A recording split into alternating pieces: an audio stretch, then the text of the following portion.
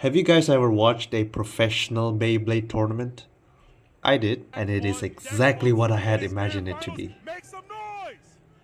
I don't think anybody. Oh, we destroyed the stadium! Solo Leveling. The only anime to simultaneously have really high praises and have the lowest rated episode in Crunchyroll. When the anime was first announced back in 2022, there was so much controversy surrounding it because of the rumors that were spread faster than Bruno Mars can say fat, juicy and wet. The rumors that were being mentioned at that time was major changes to the story, like how it will take place in Japan.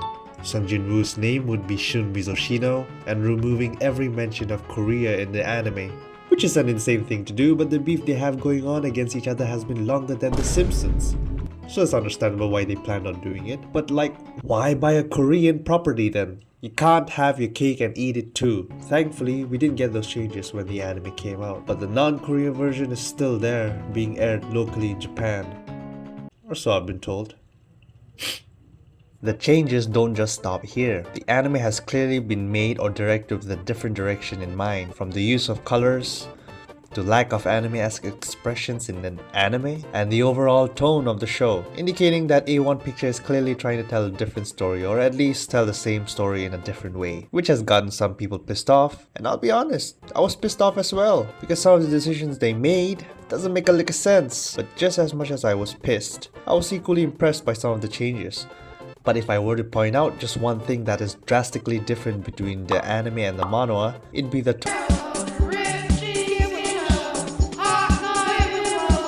10 years ago, a series of gates linking to another dimension appeared in which magic beasts resided. But it wasn't all bad for humans. Some of them had awakened supernatural abilities to fight them off. They're called hunters. These hunters were ranked according to how much they can aura farm, and our main character Jin Woo is the worst ranked hunter.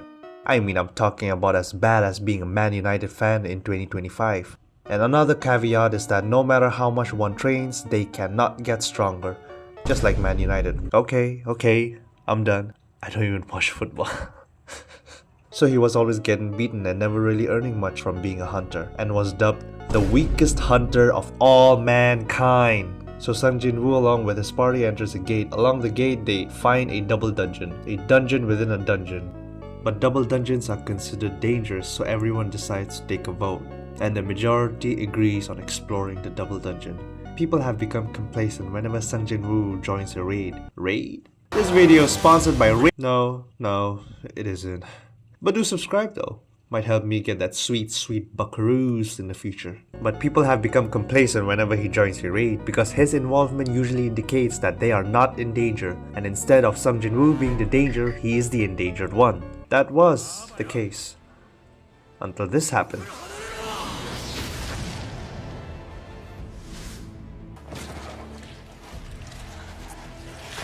That's right! I'll be back before you can say. Ah!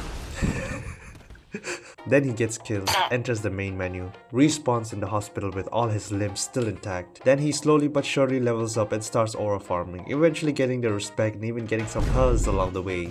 Okay, now to the main point of the video. The tone of the anime is way too serious. The anime has removed all exaggerated facial expression and chibi art style in favor for a more grounded take of Solo Leveling. This isn't to say the anime has no lighthearted scenes. It does have, although they are far and few between. For one anime comedic scene, the manhwa has like 10. But the thing that stuck out to me in regards to the vibe of the show was the music or lack thereof. Lack of music in non-action or non-serious scenes makes the anime so depressing, at least from what I have noticed. There's probably some music here and there that I might have missed. That's probably why the anime feels so serious even in funny moments. Music can be a huge contributor to setting a tone in an anime. If I put this music while playing this scene,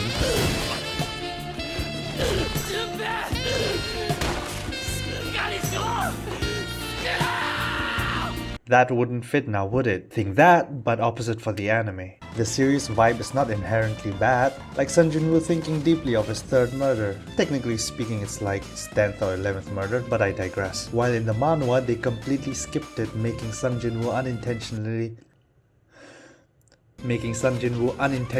look more psychopathic, with him being chill about murdering and shit. But at the end of the day, the choice of liking between the serious anime or the comedic manhwa is completely subjective. What is not subjective is the weird pig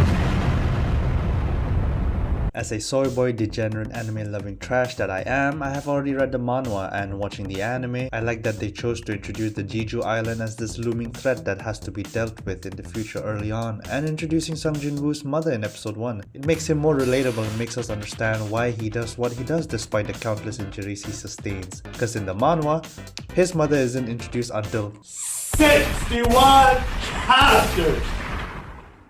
So in the anime, when Jin Woo asked his sister what she'd do with 30 billion won, she said she'd try to pay her mother's hospital bills and her college fees. But in the manhwa, that is before chapter 61, she said she'd buy a bigger house and pay her college fees. Like damn! Feels like the author shoehorned in Jin Woo's mother plotline in the manhwa. Thankfully, the anime rectifies that and gives her an early introduction. Time to talk about the bad. In season 1 episode 1, Jin Woo makes the final decision to go to the double dungeon, and then it cuts away to the side characters that weren't introduced until 6 episodes later, absolutely ruining the flow of the episode. Tell me, what's the point of this scene? Is it to introduce the characters? Because they're already going to do that in episode 5 for the rich kid, and for the hoodie girl they'll show a glimpse of her in episode 3 and fully developed it in episode 10.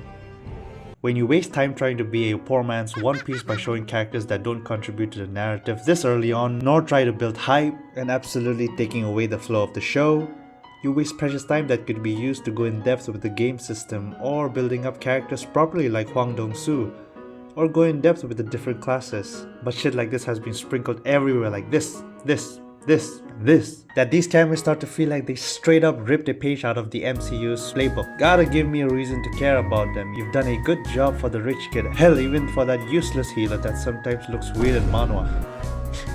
You have improved on the manhwa so much, but you have simultaneously ruined a bit of the bag. Had I not read the manhwa, I could honestly see myself not giving a shit about any of the S-class ranked hunters. But there's a reason why solo leveling is really popular despite its shortcomings. Even if the pacing was perfect, even if the tone was perfect balance of the anime and manhwa, the story of solo leveling would not work if the hype factor was not done well. And just like Napoleon once said, this anime is bussin'.